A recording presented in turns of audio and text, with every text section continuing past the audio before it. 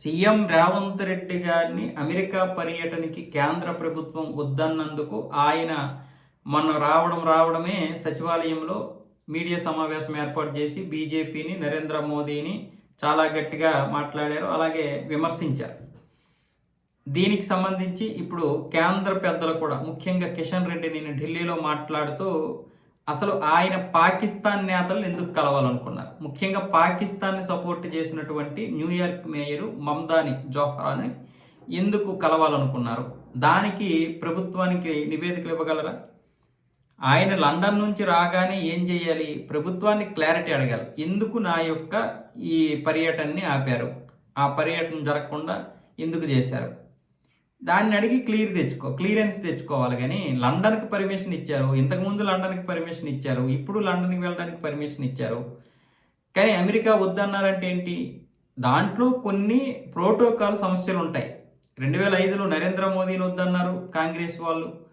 అలాగే నన్ను కూడా, నేను కేంద్ర మంత్రిగా ఉన్నప్పుడు ఇప్పుడు కూడా నన్ను కేంద్రం కొన్ని విషయాలకి వెళ్ళొద్దన్నది. కెనడా అలాగే మరికొన్ని దేశాలు నన్ను వెళ్ళొద్దని చెప్పారు.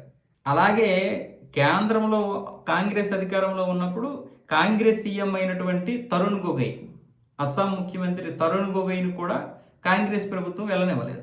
అది కేవలం ప్రోటోకాల్లో భాగమే. ఏదైనా చిన్న చిన్న సమస్యలు వచ్చినప్పుడు, లేకపోతే మన మీద అక్కడ ఏదైనా దాడి జరగడానికి ప్రయత్నాలు జరుగుతున్నప్పుడు, దాడి అంటే చంపడం మాత్రమే కాదు.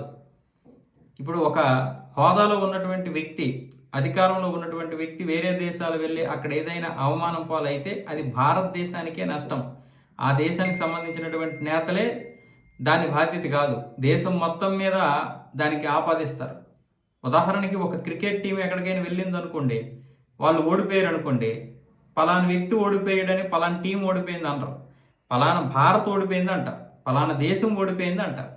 భారత్ గెలిచింది, భారత్ ఓడిపోయింది, పాక్ గెలిచింది, పాక్ ఓడిపోయింది అంటారు. కానీ పలానా ధోని గెలిచాడు, పలానా విరాట్ కోహ్లీ గెలిచాడు అని చెప్పరు. కాబట్టి ప్రతిదాన్ని కూడా మనం భూతద్దములు పెట్టి చూస్తే రాజకీయమే కనిపిస్తుంది. ఆ విషయంగానే కిషన్ రెడ్డి ఏమంటున్నాడు, అసలు మీరు ఎందుకు వెళ్ళారో చెప్పాలి, అంటే ఎందుకు వెళ్దాం అనుకుంటున్నారో చెప్పాలి. కేంద్రం అయితే మాత్రం కేవలం ఒక సాధారణమైనటువంటి ప్రక్రియలో భాగంగా ప్రోటోకాల్లో ఏదైనా సమస్య ఉంటే వద్దని చెప్తుంది. మీరు క్లియరెన్స్ తెచ్చుకోండి. కానీ మీరు జోహ్రాన్ మమ్దానిని ఎందుకు కలవాలనుకున్నారు అనే దాని మీద క్లారిటీ మాత్రం ఇవ్వాలని చెప్పి ఈయన ప్రశ్నిస్తున్నాడు. మరి ఆయన రేవంత్ రెడ్డి గారు చెప్పాలి కదా దీనికి.